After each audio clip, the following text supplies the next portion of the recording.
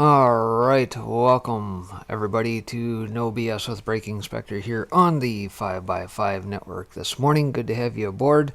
We got a little bit to discuss here on the broadcast here today. Of course, we're going to talk a little bit about what's been going on with House Resolution 1 that has now passed the House of Representatives, led by the Dems. We're going to back it up just a little bit here and figure out what the heck all is going on. And of course, as the title indicates, well, where does this stack up against the old 10th Amendment? Do the states actually indeed have rights to fight back against this monstrosity known as House Resolution that would forever change our elections? Well, I tend to believe that is already in work, so we are going to get into that here today. Alright, well, that being said, let me just get everything pulled up here real quick. There we go. Alright. Switch that over. There we go. Alright. So, I'm going to back this up to, I would say probably late January when everybody started to pay attention to what exactly Congress was doing. And of course, for those that paid attention, Congress introduced this resolution clear back on the first day after everybody was sworn in. So let's back this up over to Sons of Liberty that had this to say clear back on the 27th. House Resolution 1, the For the People Act, is actually the Government Against the People Act. And of course, anybody who pays any attention at all, they use the most dubious of names to call these things, and they mean exactly opposite of what they actually mean. So the Common Core diva Lynn Taylor joins me for this episode of the Sons of Liberty to expose the agenda embedded in House Resolution 1 before the Congress titled the For the People Act of 2021. However, what we discover is that this is a bill that is not only unconstitutional, but seeks to pit the government against the people and entrench sitting politicians permanently in the seat of government, along with many other acts of tyranny in the bill. And we're not going to get into the video because Vimeo obviously pulled that, but nonetheless, I'll go ahead and drop the link out there if you guys wish to check this article out. You guys can catch the podcast there on SoundCloud as well. There we go. Alright, so that being said, continuing on with the article here. Says articles, resources, there we go, mentioned by Lynn. Says, for the people, anti-Fed warriors, did you know that the 117th Congress has a new bill to revamp voting and elections? It's House Resolution 1 and named For the People Act. This bill embeds education 56 times. The majority of the references center on higher education institutions. However, secondary education institutions are also, etc., etc., and that's the gal that is joining here for this broadcast. The link in that I just sent you will take you to all the various PDFs and whatnot. As you can see here, the 117th House Resolution 1, the PDF there, the related bill to House Resolution 1 is House Resolution 65, which is a same-day voter registration vote bill. Public Law 110-69, which is embedded in House Resolution 1. America Competes Act opened up the data mining streams on students of all ages and choices. Page numbers to feature and published in my article. We'll hit some of those, some of the high points here. And page 52 points out that upon registration at a higher education institution, the student would automatically be registered to vote. Yeah, if you're just a student, no big deal. Schools must affirm that the students are American citizens to be eligible to vote. Read carefully between pages 52 and 54. By the end of page 54, it appears that enrollment status is tied to agreement to vote or declining to vote. And of course, I'm going to touch upon that because obviously they tried to sneak this in as 16 and 17-year-olds being able to vote, as if they're mature enough to consider such. Page 56 refers to automatic registration at a higher education institution as an opportunity. Again, did the congressional members not read the Constitution? Well, the Constitution be damned. So, it's just an old piece of paper anyway, right? Page 57 is where the secondary education first appears. Here, it's in the form of education data tracking as laid out in the 2007 America Competes Act, which is Public Law 110-69. The real title of this law is America Creating Opportunities to Meaningfully Promote Excellence in Technology, Education, and Science Act. because science. Anyway, page 59 and 60 will show that any higher education institution participating in the voter registration is considered a state contributing agency. This is where distance learning is embedded. Page 61 is where the U.S. Secretary of Education is first mentioned as being involved. Page 72 lays out the grant system that higher education institutions can be eligible for as found on page 73. Continuing on, page 94 is where you can find more about voters in secondary education under Part 9, Section 1901, not to be confused with Section 1901 mentioned earlier. Mind you, this whole stinking bill was some 800 pages, which, by the way, Congressman Johnson says, hey, you know what, we'll just have the old recorders net actually read that sucker off, and last I checked, it was supposed to take about 10 hours to do so. Here's the description of Part 9, Section 1901, providing voter registration information to secondary school students. Section 1901, pilot program for providing voter registration information to secondary school students prior to graduation. Warriors, read from page 94 to 97 very carefully, for it's here you'll see the voting ages drop to 16 years of age and the alignment to the ESSA, Every Student Succeeds Act of 2015, aka the ESEA, the Elementary and Secondary Education Act of 1965. So basically continuing resolutions and piling on and so forth. Page 218 is where Section 1901 subtitle N begins. This ties back to the use of higher education institutions as voter registration points. That's stated. This is where the infrastructure and technology changes begin. You'll find more out on page 219 to 223. Note, on page 223, notice how the education location may be considered a student's point of registration and not the physical home address or location of the student. Over on pages 372 and 3, you'll find out the costs and other infrastructure/technology updates. Price tag for this part is a mere, just $20 million. You know, what's $20 million when you're talking trillions here? On page 382, you can see in large print the following, subtitle C, Enhancing Protections for United States Democratic Institutions, SEC, 3201, National Strategy to Protect the United States Democratic Institutions. Warriors, it's here that the U.S. Department of Education Secretary is included in a planning capacity for saving our democracy's institutions. Don't stop there. Read on to page 391 and learn how a new expansion in federal government is involved. Related to and use National Review's article on the dangers of woke civics at the states level. And note any article conservative group Hillsdale College is mentioned as a source for guidance. HC was also appointed to the Trump 1776 Commission to combat 1619, and if we remember, the 1776 Commission was brought about by an executive order and therefore unconstitutional. See my previous video rebuttal we've featured. And continues on, says why bring up Hillsdale College? Well, they support charter schools, which are P3s, public-private partnerships. These charters are not meant simply for K-12 students, but adults as well. Who knew?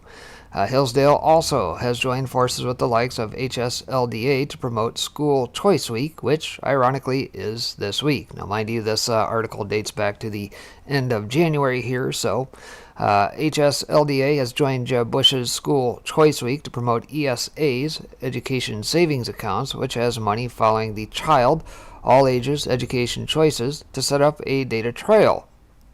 All the 115th, 116th, and 117th Congresses have been bent over backwards to promote the fallacies of choice, education savings accounts, and remain silent of the massive setup these bring to force a Bitcoin/cyber chain existence for our students of all ages.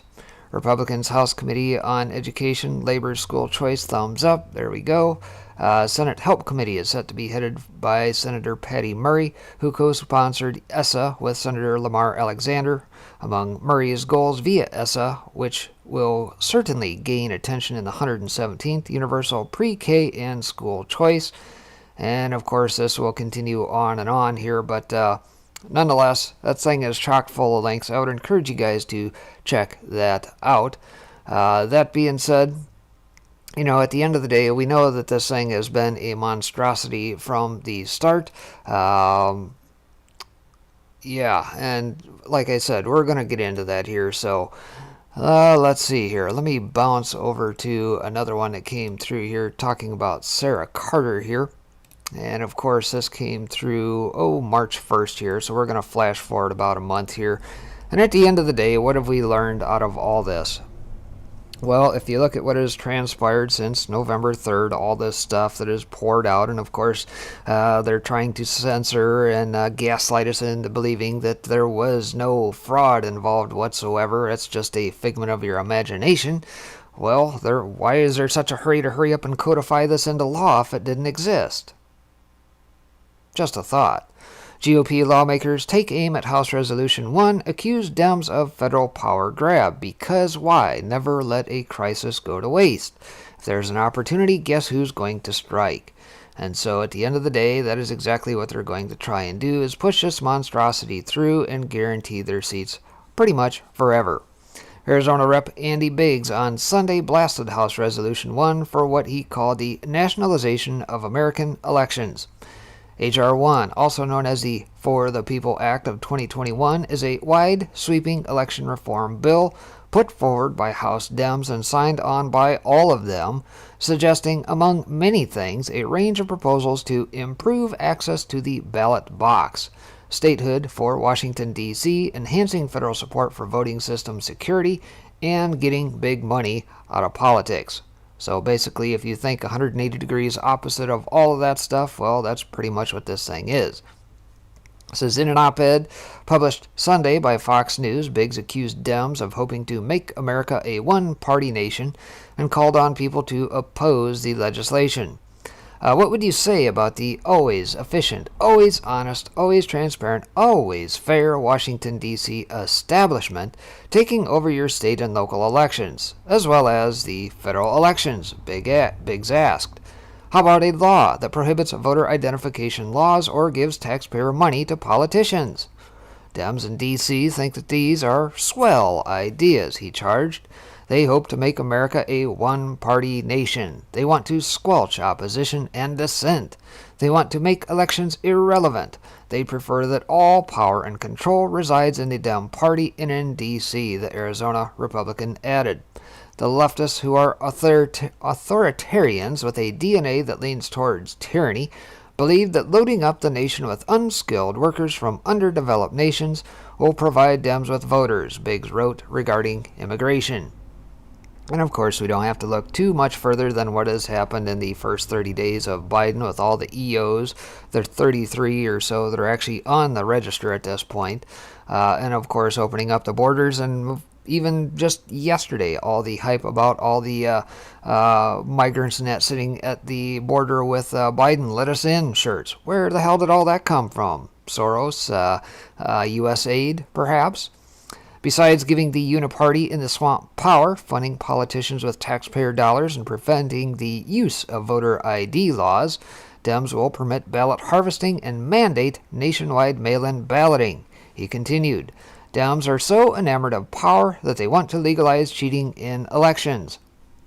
And I guess I have to pause again here. Why? Because here, if you paid attention in the last, I would say several weeks, perhaps you've noticed that there's been a flap, if you will, with the workers at Amazon. And guess what? The folks at Amazon decided they wanted to unionize. And of course, to unionize, you have to have a little bit of a vote. Well, unfortunately, as luck would have it, old Bezos piped in and says, hey, I don't like the idea that you guys are going to try and use mail-in ballots because there's an opportunity for FRAUD. Well, guess what? He got overruled. So apparently what's good for the goose is good for the gander. So they know the gig, folks. On the same day as Biggs' op-ed, House Minority Leader Kevin McCarthy told Fox News Sunday Morning Features that the bill would cause Americans to lose our freedom. On Thursday, Senate Minority Leader Mitch McConnell attacked Dems for trying to recycle failed legislation with their new effort to pass the For the People Act, calling it a federal takeover. McConnell also said the legislation would allow Dems to grab unprecedented power over how America conducts its elections and how American citizens can engage in political speech. Early last week, former Homeland Security Deputy Secretary Ken Cuccinelli announced he was launching the Election Transparency Initiative to act quickly to defeat the efforts of Dems in Washington to federalize election laws through House Resolution 1, while simultaneously going on offense at the state level to rally the grassroots around meaningful reforms. And last week, GOP Rep. Byron Donalds wrote an op-ed for Fox News going after H.R. 1, called the bill unconstitutional, and claimed that it is the Dems' latest attempt to disregard the Constitution in their ruthless power grab in the form of quote-unquote election reform. The bill is expected to be considered on the House floor this week. And of course, this article dating now back to the 1st of the month. And of course, we've already seen that play out. That being said, let's bounce over to Epoch Times. Dems pushing H.R. 1 reforms through House without hearings, and of course, few GOP amendments. Gee, where have we heard that before? Kind of a rush/screw job on the populace, of course, and stick it to the man, because, again, don't let a crisis go to waste, and, well, we just don't have time to allow for any debate or dissent or any sort of amendments to be added when we're on our high horse here, because the Dems have control of Congress, right, and the bureaucracies as well as the presidency, so they are totally in control. So the Dems pushed their H.R. 1s for the People Act to the House floor on March 2nd, this now being the 5th, that was 3 days ago, while allowing consideration of only a handful of Republican amendments and after only a single perfunctory committee hearing. How does that sound like to you, folks, out in chat? Does that sound an awful lot kind of like how the impeachment stuff went through? A rushed, bamboozled wank job, if you will, of trying to immediately rush something through without any sort of debate? The massive proposal of nearly 800 pages would make federal laws out of many of the most controversial 2020 presidential election voter registration and voting procedures, measures that were originally implemented by state officials in response to the CCP virus pandemic and national lockdown. The virus is also known as the novel coronavirus. The House debated the bill most of the morning, then began consideration of 56 amendments allowed to be brought to the floor for votes. Only 7 of the amendments were authored by Republicans. A vote on final passage is expected on March 3rd. Among the most hotly contested provisions of H.R. 1 are those providing universal national mail-in balloting, registration of 16 and 17-year-olds, permanent early voting, minimal verification for online registration, legalization of ballot harvesting, federal matching funds to candidates for private contributions, and voting rights for felons upon completion of their sentences. And haven't we seen that take place already in places like Virginia with Northam and Company? As soon as 10,000 felons were let out, they were voting. Was that back in 2016 or 2018? I forget. May have been both. But the proposal also contains major changes in a multitude of areas of American governance, including such constitutional issues as bureaucratic regulation of who can say what and when about a candidate for federal office. So in code speak, that means, yes, we will recruit the Twitters and the Facebooks to do our bidding for us and regulating speech. The Federal Election Commission would be converted to a partisan majority rules entity rather than the present structure that requires bipartisan support for regulations. The proposal also allows federal candidates to draw salaries from campaign funds contributed by individuals and special interests concerned about proposals before Congress, a form of compensation that has never previously been legal. And gee, all of a sudden, folks, right there in black and white, guess what that would do? Well, you get the Rashida Tlaibs, who have been caught with their hand in a cookie jar, taking fund contributions out of their election dollars and things of that nature, which is illegal. And anybody that's been associated with the squad, I think, have all kind of been caught with their hand in a cookie jar. But basically, this would now codify that into law. Perfectly okay, right? The proposal also transfers from the states the authority to determine their congressional districts to new independent commissions to be made up of academics, public officials, and private citizens. So, folks, if you thought gerrymandering was bad now, just wait till you see how they redraw the districts now. During the morning general debate on the bill, House Administration Committee Zoe Lofgren said the last election conducted during a once-in-a-generation pandemic saw changes that made it easier for many Americans to vote. Reforms like absentee voting and early voting. It also put into stark focus what many of us already knew. Deep inequities persist in our democratic system. Lofgren, who managed presentation by supporters, claimed the 2020 election had a record turnout with no credible instance of election irregularity, and we should protect access to the ballot, not restrict it. Rep. Rodney Davis out of Illinois, the ranking Republican on the administration committee and manager of the opposition presentations, told the House during the morning debate that the bill is nearly 800 pages of provisions that take away election decisions from state and locals and puts them in the hands of the federal government. Wrong. At the end of the day, these are states' rights, and that's exactly what we're going to focus on here momentarily. It's a federal power grab through and through, giving them authority where they otherwise should not have it, and the only reason they're getting away with this is because of the cover of COVID. And this is where we need to absolutely push back. I care not that the Dems have pushed us through the House. At the end of the day, the Senate is going to have to take this up and kill it. It attacks Americans' First Amendment's right to free speech, and it publicly funds members of Congress campaigns using corporate dollars. H.R. 1 would launder corporate dollars through the U.S. Treasury and use those dollars to publicly fund congressional campaigns.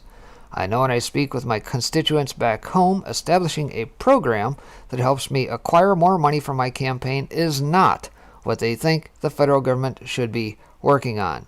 Debbie Lasko out of Arizona described the bill as not for the people, it's for the politicians.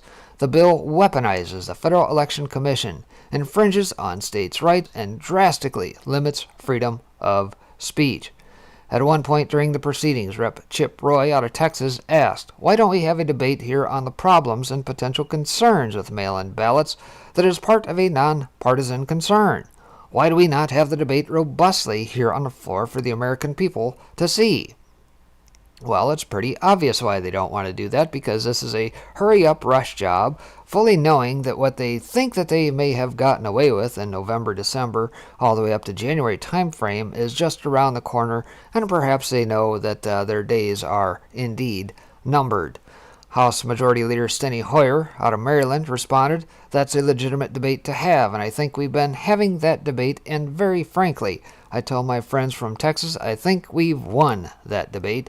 We've won it in the courts over and over and over again." Lofgren's panel, which has jurisdiction over Federal Election Oversight Authority, held a February 25th hearing on House Resolution 1. The Republicans described as much less than should be devoted to a legislative proposal of such magnitude.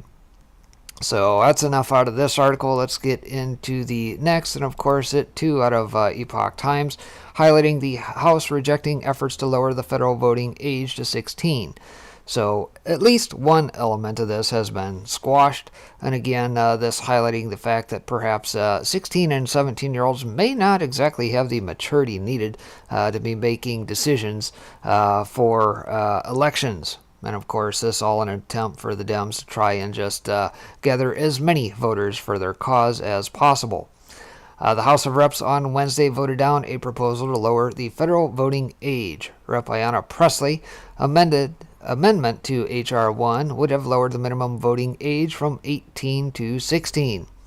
Before the vote, Pressley on the House floor told colleagues that her proposal would enfranchise young Americans to help shape and form policies that will set the course for our future, from police violence to immigration reform to climate change. But reps voted 302 to 125 against the measure, with 93 Dems joining 209 Republicans in rejecting it. 4 lawmakers, 2 from each party, did not vote. The amendment says that a state may not refuse to permit an individual to register to vote or vote in an election for federal office held in the state on the grounds of the individual's age, if the individual will be at least 16 years of age on the date of the election. The same proposal was introduced in the previous Congress, where it was rejected. Presley's effort failed, 126 to 305 in 2019. And at the time, Rep. Rodney Davis told colleagues he believed there might be a constitutional issue with the amendment. Gee, you think? Perhaps. He said he was voting for it for that reason, and also I'm of the opinion that we shouldn't arbitrarily lower the voting age just because right now I believe Dems think they'll gain more votes, he said.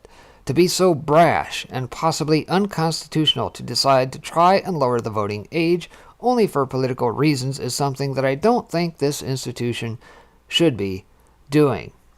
And of course, folks, you can't help but not see the hypocrisy playing out here, right? On one sense, here, just in the last several weeks, did we not get through an impeachment proceeding, a sham impeachment at that, mind you, where they tried to throw all this constitutional jargon at Trump's defense and say that it was a constitutional matter, this, that, and the other, right? So on the one hand, they will use the Constitution to their advantage, but when it comes to this, where it's purely in black and white in the Constitution as to what is spelled out for voting and everything else, states' rights, it's not up to the federal government to nationalize this in a quick power grab, that they will just crap right all over it. Right? So at the end of the day, that's exactly what is played out. Alright, well, again, this goes to yesterday, how this thing fared. The House Dems passed a bill to change American voting forever. The House of Reps, in the late hours of March 3rd, passed a sweeping election reform bill that, if signed into law, would affect multiple aspects of the electoral process and campaign financing. As Epoch Times' Mimi Huyen Lee notes, House Resolution 1 also calls for the People Act, passed the Dem-controlled House on a largely party-line vote of 220 to 210. All Republicans voted against the bill. They were joined by Rep. Benny Thompson, the only House Dem who voted against the bill. The proposed legislation would need 60 votes to overcome a filibuster in the Senate. Dems currently hold the smallest possible majority in the Senate. With 48 Dems and 2 independent senators who caucus with them, it is unclear whether there would be enough support, with the bill needing 10 Republicans to overcome the filibuster. President Joe Biden, a Dem, has said he would sign the bill into law if it reaches his desk. This is called the For the People bill, and in doing so, we combat big, dark, special interest money in politics and amplify the voice of the American people, Crazy Nancy Pelosi said Wednesday in an event prior to the vote on the bill. And of course, as we just read, we know that it does exactly opposite that. However, as American thinkers Andrea Widberg warns, if you thought the election in 2020 was bad, you'd better reach out to your senator to fight House Resolution 1, which passed the House last night. House Resolution 1 takes every bad idea blue states adopted in 2020, all with an eye to facilitating election fraud and increasing the number of otherwise ineligible Democrat voters, and nationalizes all of them. It isn't just that this bill will mean the Republicans will have an even more uphill battle than usual in every election. It also means that no federal election will ever be trustworthy. And an untrustworthy system is one that will inevitably fail. John Funds says House Resolution 1 is the worst piece of legislation I have ever seen in my 40 years reporting from Washington.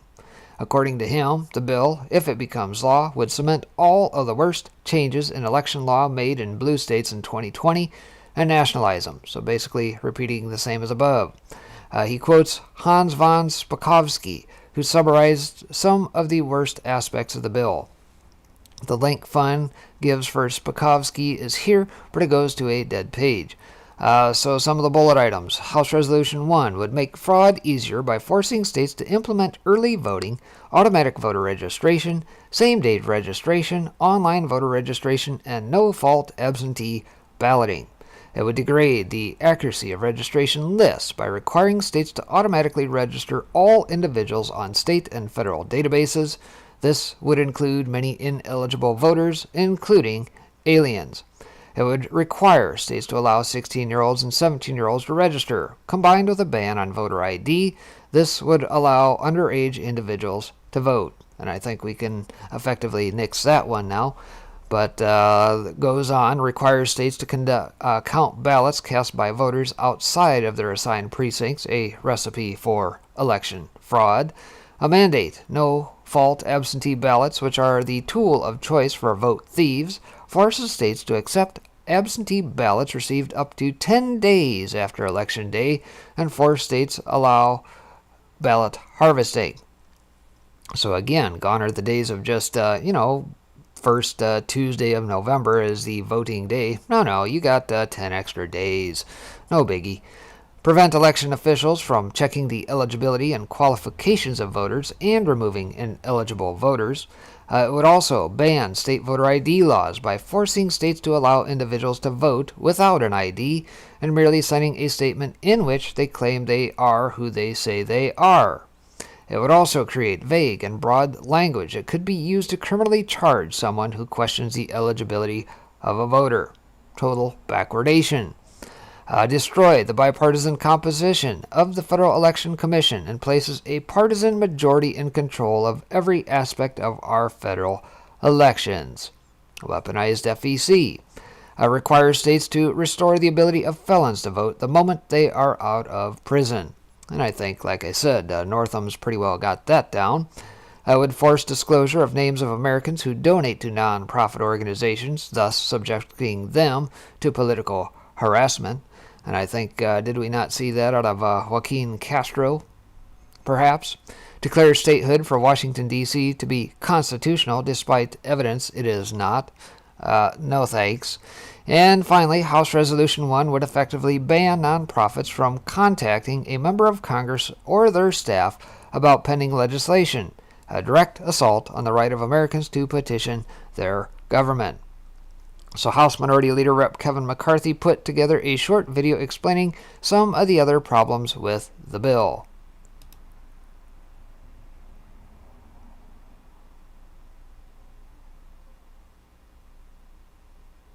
This week, Democrats are pushing partisan legislation that would change how we conduct elections and how we can speak.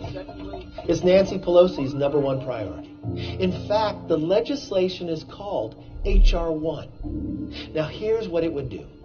First, H.R. 1 sends public dollars to fund political campaigns. Not to build roads or bridges, but to add 600% to every small dollar donated by Americans. So let's say Mary from Michigan donates $200 to a preferred candidate. Well, now you have just chipped in another $1,200. Second, H.R. 1 would legalize voting for convicted felons all over the country, even if they were convicted of election fraud. Does that make sense to you? Not only is this dangerous, it's unconstitutional. Now, third, H.R. 1 would weaken the security of our elections and make it harder to protect against voter fraud. Here's how. It would automatically register voters from DMV databases. Voting is a right, not a mandate. In most cases, this legislation would actually prevent officials from removing ineligible voters from the rolls and would make it much more difficult to verify the accuracy of voter information. So future voters might be underage, dead, or illegal immigrants, or maybe even registered 1, 2, or 3 times. Democrats just don't care. Democrats call H.R. 1 the For the People Act, but it really is a For the Politicians Act. It's not designed to protect your vote. It's designed to put a thumb on the scale of every election in America and keep the swamp swampy.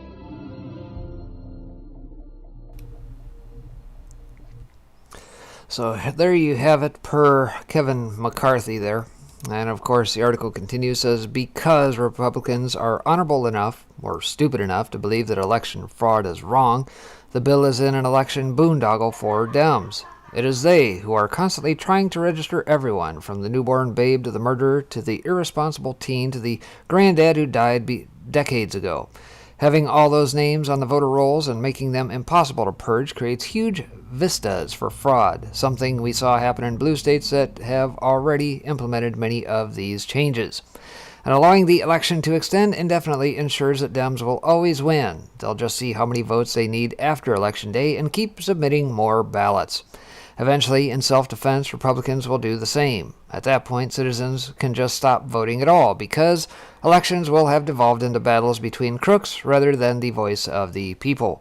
So, contact your senators and let them know that, in the interest of American democracy, you are completely opposed to steps that will weaken Americans' ability to trust the integrity of their elections. It's not just Republicans who should care, Democrats should too. So in D.C., the continued presence of the National Guard shows that the Dems are frightened. They fear that people who feel that they don't have a truly representative government will make themselves heard by other means. If the Dems continue with this mad plan to destroy voter integrity, they will become increasingly fearful of the American people.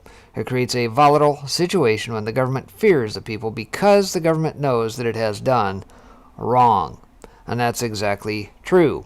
Where there is liberty is where the government fears the people. However, when there is tyranny, that is when the people fear its government. And so one must consider that. And so what measures can we take? Well, I guess before we get there, let's pan forward to what the old Big Mike is doing here.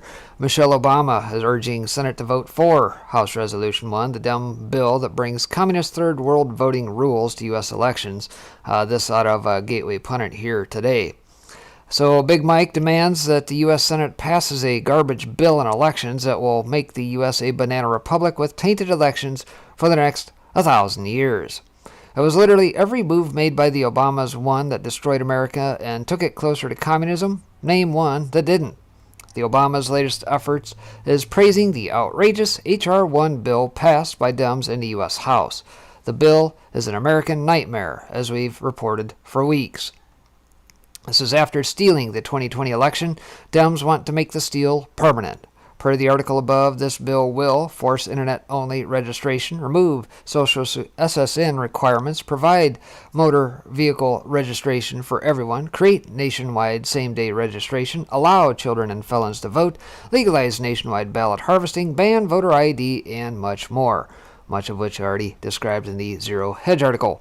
Says so, it is no surprise that Obama supported it and probably had something to do with writing it. Yesterday, Big Mike tweeted her support for the horribly unjust bill and demanded the Senate join in passing it. I am thrilled to see the House of Reps has passed the For the People Act. Now I urge the Senate to follow suit. Nothing is more important to our democracy than safeguarding our right to vote. Join at When We All Vote tonight and take action. WeAll.vote HR 1 call.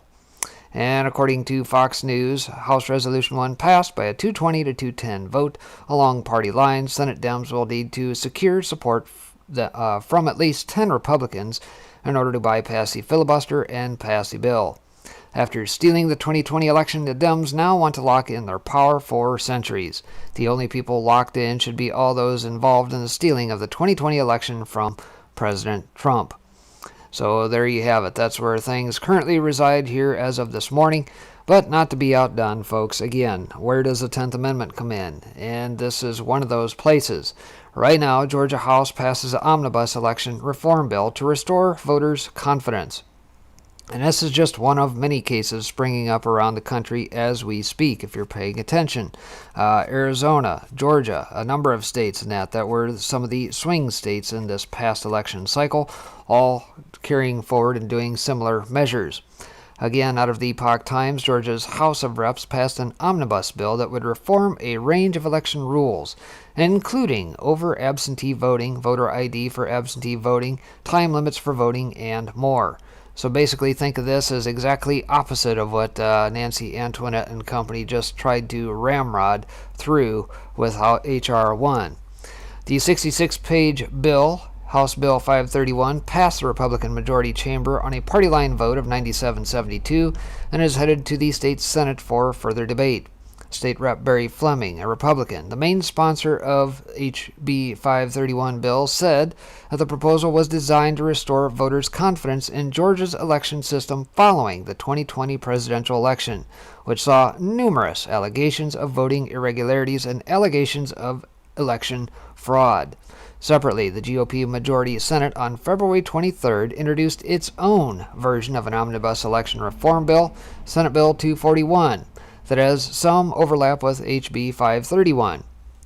One difference is that the Senate bill would eliminate no excuse absentee voting, something that has been allowed in Georgia since 2005, whereas the House bill would still allow no excuse absentee voting.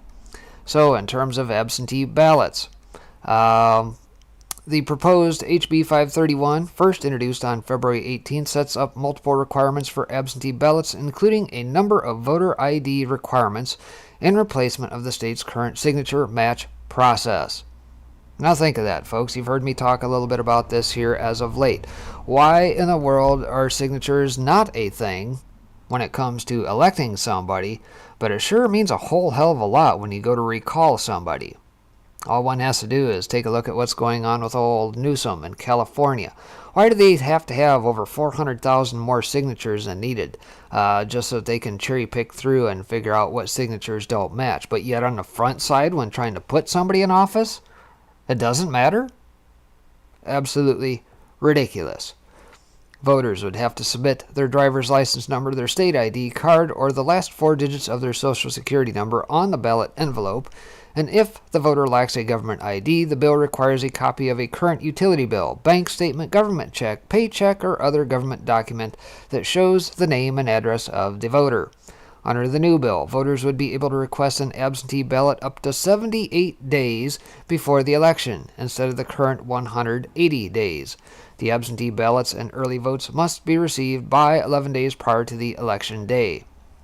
The government, including election officials, would not be allowed to mail out unsolicited applications for absentee ballots to voters under the bill. Only authorized relatives or persons signing as helping a voter who is illiterate or physically disabled may apply on behalf of another for an absentee ballot application. And think of the ramifications of that, folks. How many cases have we seen, even out of the stinking DOJ, dating back now 2 and if not 4 years, where we saw people in long-term care facilities just rifling through and gathering signatures and getting people's stuff together to be able to vote? Gone are those days, according to the Georgia bill they're proposing. Election officials also must not send out absentee ballots until 4 weeks prior to the election, and other requirements. To help reduce Georgia's runoff period to 4 weeks instead of 9 weeks, as experienced by the state in the January 2nd runoff elections, for 2 Senate seats, military and overseas voters would be offered ranked choice voting. Drop boxes would still be allowed under the new bill, but subject to a number of restrictions. There would be a limited number of drop boxes, where every county would have at least 1 drop box, but no more than 1 per 100,000 active voters, or 1 for nearly every voting site. Any given drop box must be located at the office of the Board of Registrars or absentee ballot clerk, or indoors at an early voting site. The drop boxes are only open when those sites are open and be under constant surveillance by an election official or his or her designee, law enforcement official, or licensed security guard. In other words, maintain the stinking chain of frickin' custody. The proposed legislation would change Georgia's early voting period to business hours of 9 a.m. to 5 p.m., starting about 3 weeks before Election Day, and registrars would have the option to extend voting hours to 7 a.m. to 7 p.m. The bill would also limit weekend voting to the second Saturday before the election. Counties can also choose the third Saturday or third Sunday before Election Day as another weekend day. The House Bill 531 will no longer count any provisional ballots cast in the wrong precinct, a change from the current law, which stipulates that even if the ballot was cast in the wrong precinct, election officials can count the votes for races in which the voter was entitled to vote. Per the bill, ballots would be required to be printed on security paper that incorporates features which can be used to authenticate the ballot as an official ballot, but which do not make the ballot identifiable to a particular elector. Election superintendents and boards of registrars are not allowed to accept any funding, grants, or gifts from any source other than from the governing authority of the county or municipality, the state of Georgia, or the federal government under the bill. And so what is that? That is a strike against the Facebooks and the like coming in with hundreds of thousands of dollars and pretty much nixes people like old Zuckerberg coming in and shoveling cash at them, right? It says, among other voting requirements, the bill also prohibits people to solicit votes, distribute or show any campaign material, or provide money or gifts, including food and drink, within 25 feet of voters standing in line at any polling place and within 150 feet of any polling place. So, is it perfect? No, but it's a good start. And I would say at this point, like I said, Georgia is one of those that is pushing the election reforms net back from what we just saw play out here in this last election cycle. Will we necessarily see Kemp sign it down there?